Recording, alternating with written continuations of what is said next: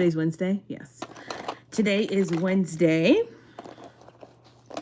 So we're going to talk about, I actually went live earlier today and then I got interrupted. So I had to start over. I had to start over a little bit. So we're going to talk today while I get ready for my class. We're going to talk today about how to lose 40 pounds naturally.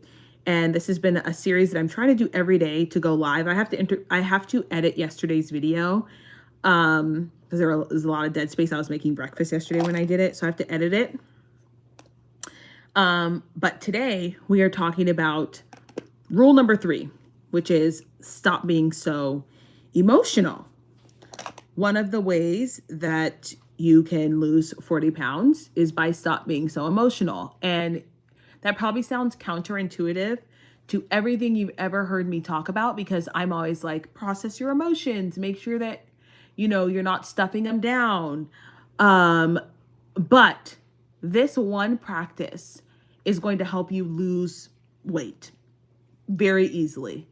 And the reason is because a lot of people, the reason why most people are overweight, aside from medical issues, is because they eat emotionally.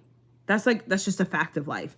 Most people are overweight because they eat emotionally, meaning their emotions run their programming. They run the lower end of their show. So as soon as they feel something uncomfortable, the minute they can get in front of a bag of chips, the minute they can get in front of a Coke, the minute they can get in front of a drive-through, they will eat. So we're going to talk about how to stop being so emotional on your weight loss journey. Let's talk about first the emotions around food. Okay, so there are many types of people in the world. One of the types of people in the world who struggle with weight loss are people who were never taught how to manage their emotions. So their emotions are very, very big when they come up. They're the people who don't have like a ramp up to their emotions. They're the people who, when an emotion hits, it's massive all the time. So it's like, if they feel anxious, it's like 0 to 100, like huge. And because they were never taught how to use that emotion or to diffuse it, the safest thing that they can do is run to food. Because their whole life, whether it was verbally mentioned or whether it was done in practice, their whole life, they were essentially told that that having emotions is a bad thing. And that could be like people dismissing them and telling them they don't have time for their emotions. That happens to a lot of my clients. Once we get down to the nitty-gritty, I find out that when they were younger, they weren't really allowed to have emotions because their parents couldn't handle emotions. So their parents would shut them down immediately. As soon as they had a big emotions, their parents would shut them down and say, "No, I don't have time for this. Why are you?" Or they would say, "Why are you feeling this way? That doesn't make sense. Why are you acting this way?" And so the message that the child got was, my feelings don't matter and they're bad. Right? And you guys know me. I'm not the kind of person who's like, "Oh, your feelings are all valid." And I'm not that kind of person. But this does affect how people use food to cope with life. So if you grew up and your parents were like people who could not handle your big emotions, then you don't know how to handle your own big emotions and you don't know how to handle other people's big emotions. So what do?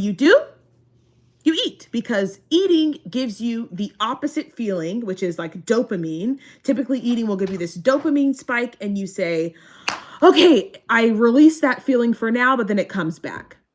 So one of the practices that I teach my clients is to let an emotion sit for a minute, because emotions are at their height for about 30 minutes. Sorry, 30 seconds, not 30 minutes, about 30 seconds.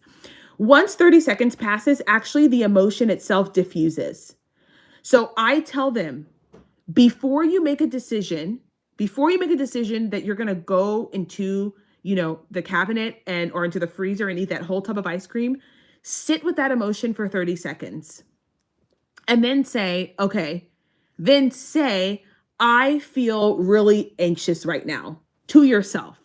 That's level 2. So the first way to diffuse your emotion is to sit with it. The second thing is to turn it down. And the way that you turn it down is you simply label it. I feel really frustrated right now.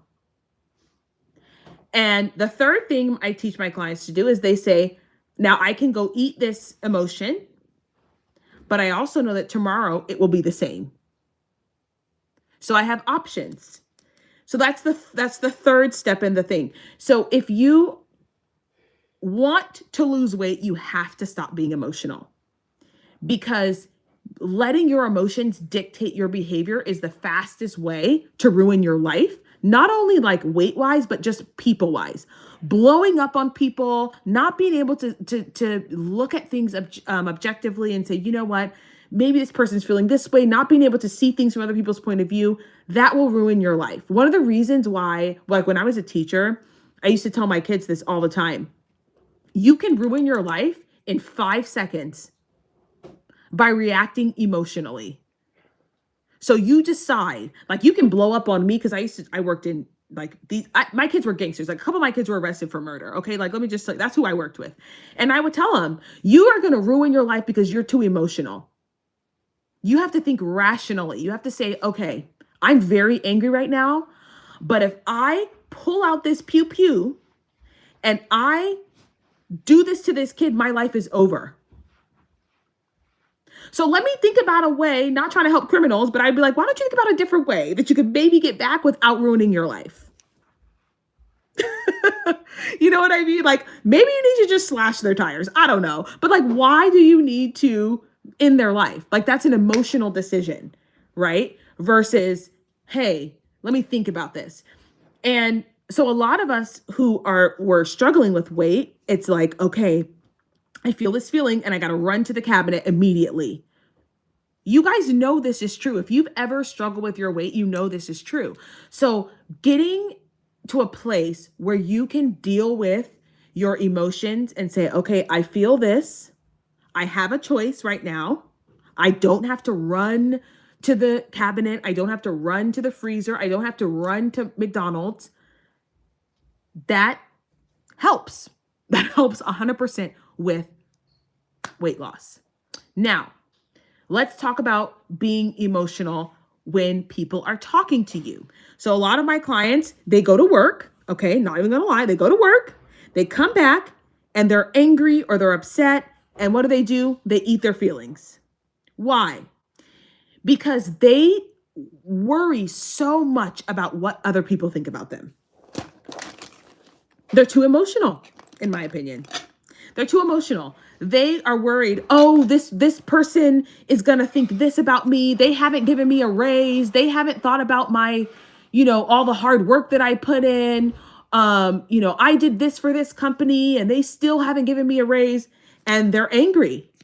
And instead of acting rationally, which is the rational decision would be to update your resume and start to go look for another job, or to update your resume, and the next time that you have a performance review, you ask for a raise, say based on, the task that I've completed in the last quarter, and based on, my performance the last 5 years, I believe that I'm due for this raise. Or you shop your market value. But what most people do is they're angry at their jobs and they go home and they eat their feelings, because they don't know how to act rationally. Yes, you can be upset. There's a million ways to diffuse being upset.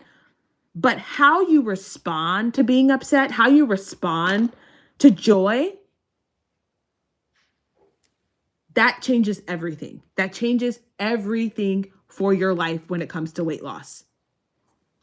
Next, people are very, very emotional about the scale. This is something that I work with my clients with every week. They're very, very emotional about the scale. So what do? If the scale doesn't go down every single day, what am I doing? It's not worth it. I'm going to quit. It's like, okay, we have this thing where we call it our 5-year-old mind. And I have the relationship with my clients where I go, oh, are you in your 5-year-old mind right now?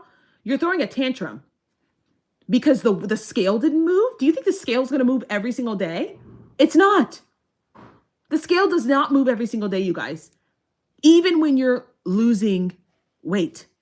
The scale will not move every day. In fact, sometimes the scale will go up and down when you're losing weight. But if you're emotional, where you're like, "Oh, as soon as I see a number on the scale that I don't like, I'm just going to binge eat my life away because it's not working." Yeah, I have clients who are like that. And I'm like, you know what? You're not ready. You're not ready for the journey that is weight loss, because the scale is going to do this. You have to be like this.